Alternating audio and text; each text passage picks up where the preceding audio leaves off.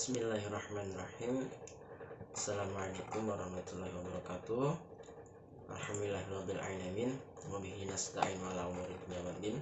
Wassalatu wassalamu ala asrofil anbiya'i wal mursalin sayyidina wa maulana Muhammadin wa ala alihi wa sahbihi ajma'in, amma ba'du.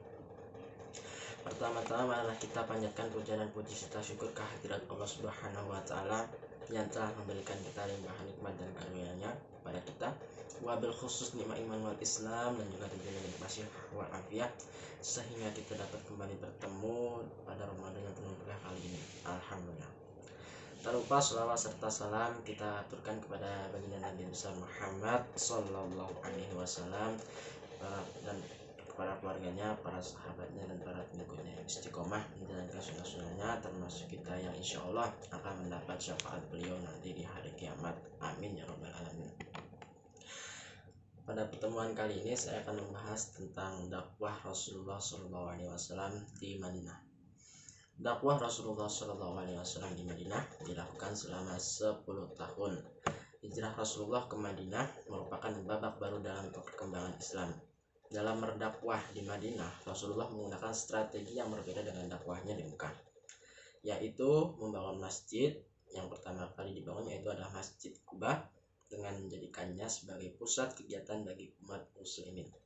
Yang kedua, mempersaudarakan antara kaum muhajirin dan ansor. Yang ketiga, meletakkan dasar-dasar politik. Yang keempat, mulai ekonomi yang islami. Yang kelima, membuat perjanjian dengan umat non-muslim atau Yahudi. Dan yang terakhir, dibuatnya dustur atau undang-undang, dalam hal ini kita kenal dengan Piagam Madinah, yang mengatur aspek kehidupan rakyat Madinah. Dan juga karena perintah Allah Subhanahu wa taala, Nabi Muhammad, yaitu dalam firman Allah Quran surat An-Nisa ayat 97, yang artinya sesungguhnya orang-orang yang diwafatkan malaikat dalam keadaan menganiaya diri sendiri. Lalu malaikat bertanya, dalam keadaan bagaimana kamu ini? Mereka menjawab, adakah kami orang-orang yang tertindas di negeri Mekah? Para malaikat berkata, bukankah bumi Allah itu luas sehingga kau dapat berhijrah di bumi itu?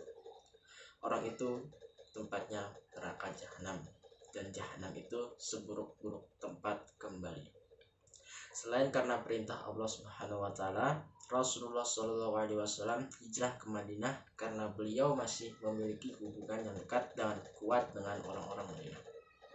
Dahulu leluhur Rasulullah SAW, yakni Hasim, menikahi Salma yang merupakan penduduk Madinah.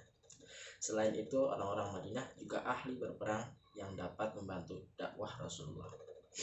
Di lain sisi, orang Madinah dengan mudah menerima Rasulullah karena sudah mengetahui dan meyakini tentang akan datanya Nabi terakhir melalui komunikasi yang dibangun lama dengan orang-orang Yahudi. Selain itu, Madinah juga mempunyai posisi strategis terlebih untuk berperang melawan kaum kafir. Di Madinah, yang sebelumnya bernama Yasrib, Rasulullah SAW bisa dibilang berhasil dakwahnya dibanding di kota Mekah. Keberhasilan dakwah Rasulullah SAW pada waktu itu bisa dilihat dari orang-orang Madinah, baik ketika perjanjian Aqabah 1 maupun perjanjian Aqabah kedua, di mana mereka mau mengubah sikap dan perilaku mereka, bahkan ketersediaan mereka menjadi pelindung Rasulullah SAW. Karena pada hakikatnya dakwah merupakan suatu media atau sarana seorang dai untuk mengubah masyarakat dari negatif menjadi positif atau berakhlak mulia, dan dari yang tertinggal menjadi maju, untuk membentuk dan membangun sebuah masyarakat baru di Madinah dengan ragam suku dan kultur masyarakat yang beragam. Rasulullah SAW mempunyai berbagai langkah dan strategi dalam mewujudkan hal tersebut. Di antaranya ialah dengan membangun masjid, menciptakan persaudaraan baru, membangun perangkat sosial dan pemerintahan, mengadakan perjanjian dengan masyarakat Yahudi di Madinah, seperti yang saya bilang tadi di awal. Waktu Rasulullah SAW hijrah ke Madinah, sudah banyak penduduk Madinah yang memeluk Islam atau yang kemudian dikenal dengan kaum Ansor. Setelah beberapa bulan berada di Madinah, Rasulullah SAW kemudian membangun Masjid Nabawi setelah Masjid Quba. Pembangunan masjid tersebut selain berfungsi sebagai tempat ibadah juga berfungsi sebagai pusat kegiatan dakwah, pemerintahan, bermusyawarah, dan lain sebagainya. Pembangunan masjid yang saling bahu-membahu tersebut mengajarkan arti sebuah persaudaraan dan semangat persatuan antar umat manusia. Dalam berdakwah di Madinah, Nabi Muhammad SAW beserta pengikutnya mendapat rintangan yang banyak, membawa hikmah yang besar. Antaranya ialah terjadinya perang Badar, yaitu perang yang pertama kali dilakukan oleh umat muslim yang mengalami kemenangan dan menjadi peperangan yang menguntungkan bagi umat muslimin.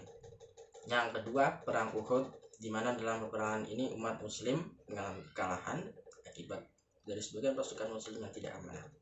Kemudian yang ketiga, perang Khandaq, yaitu dengan strategi perang yang membuat parit atas usulan Salman Al-Farisi.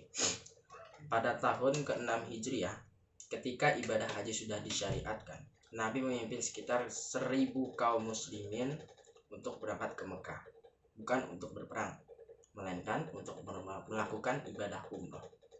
Karena itu, mereka mengenakan pakaian ihram tanpa membawa senjata. Sebelum tiba di Mekah, mereka berkemah di Hudaybiyah, beberapa kilometer dari Mekah. Penduduk Mekah tidak mengizinkan mereka masuk ke kota. Akhirnya diadakan perjanjian yang dikenal dengan perjanjian Hudaybiyah, yang antara lain yang pertama ialah kaum muslimin belum boleh mengunjungi Ka'bah tahun ini, tapi ditangguhkan sampai tahun depan. Yang kedua, lama kunjungan dibatasi sampai 3 hari saja. 3. Kaum muslimin wajib mengembalikan orang-orang Mekah yang melarikan diri ke Madinah. Sedangkan sebaliknya, pihak Quraisy tidak harus menolak orang-orang Madinah yang kembali ke Mekah. Yang keempat, selama 10 tahun diberlakukan gencatan senjata antara masyarakat Madinah dan Mekah. Dan yang terakhir, yang kelima, tiap kabilah yang ingin masuk ke dalam persekutuan kaum Quraisy atau kaum muslimin bebas melakukannya tanpa mendapat rintangan. Ketersediaan orang-orang Mekah untuk berunding dan membuat perjanjian dengan kaum muslimin itu benar-benar merupakan kemenangan diplomatik yang besar bagi umat Islam. Dengan perjanjian ini, harapan untuk mengambil alih Ka'bah dan menguasai Ka'bah sudah semakin terbuka. Nabi memang sudah sejak lama berusaha merebut dan menguasai Mekah agar dapat menyiarkan Islam ke daerah lain. Ini merupakan target utama beliau. Ada dua faktor pokok yang mendorong kebijaksanaan ini. Yang pertama, Mekah ialah pusat keagamaan bangsa Arab, dan melalui konsolidasi bangsa Arab adalah dalam Islam bisa tersebar keluar. Kedua, apabila suku Nabi sendiri dapat diislamkan, Islam akan memperoleh dukungan yang kuat karena orang-orang Quraisy mempunyai kekuasaan dan pengaruh yang besar. Setahun kemudian, ibadah haji ditunaikan sesuai rencana. Banyak orang-orang Quraisy yang masuk Islam setelah menyaksikan kemajuan-kemajuan yang dicapai oleh masyarakat Islam Madinah.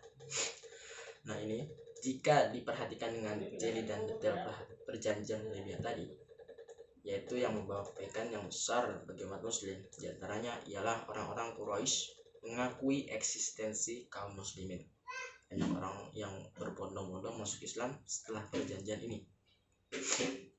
Lalu yang terakhir, dalam kesempatan ibadah haji yang terakhir, Haji Wada tahun 10 Hijriah atau 631 Masehi, Nabi Muhammad menyampaikan khutbahnya sangat bersejarah. Isi khutbah itu antara lain larangan menumpahkan darah kecuali dengan yang hak dan larangan mengambil harta orang lain dengan batil, karena nyawa dan harta benda adalah suci. Lalu larangan riba dan larangan menganiaya. Lalu selanjutnya, perintah untuk memperlakukan istri dengan baik dan lemah lembut serta menjauhi dosa. Lalu semua pertengkaran antara mereka di zaman jahiliyah harus saling memaafkan. Lalu kemudian selanjutnya, balas dendam dengan tebusan darah sebagaimana pada zaman jahiliyah harus dihapuskan.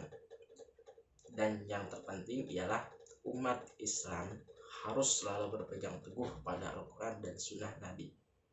Isi khutbah ini merupakan prinsip-prinsip yang mendasari gerakan Islam.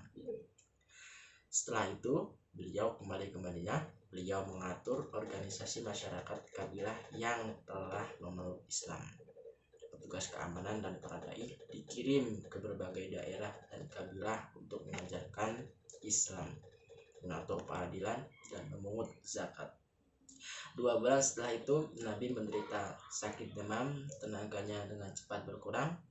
Pada hari Senin tanggal 12 Rabiul Awal tahun 11 Hijriah atau 8 Juni 632 Masehi, Nabi Muhammad SAW wafat di rumah istrinya yang bernama Aisyah. Dalam perjalanan sejarah Nabi dapat disimpulkan bahwa Nabi Muhammad SAW di samping beliau sebagai pemimpin agama juga sebagai seorang negarawan, pemimpin politik dan administrasi yang cakap. Hanya dalam waktu 11 tahun menjadi politik, beliau berhasil menundukkan Jazirah Arab dan kuasanya. Masya Allah. Oke, dalam pertemuan kali ini kita sudah selesai membahas tentang dakwah Nabi Muhammad SAW di Madinah. Sekian, kali ini jika ada kesalahan atau kekurangan mohon dimaafkan, dan juga itu maaf sebenarnya. Terima kasih untuk Bu Pri, guru PAI kelas X MIPA 1 yang telah memberikan tugas ini, dan semoga ini menjadi bermanfaat bagi kita semua. Amin ya rabbal alamin. Saya akhiri dengan kata maaf. Assalamualaikum warahmatullahi wabarakatuh.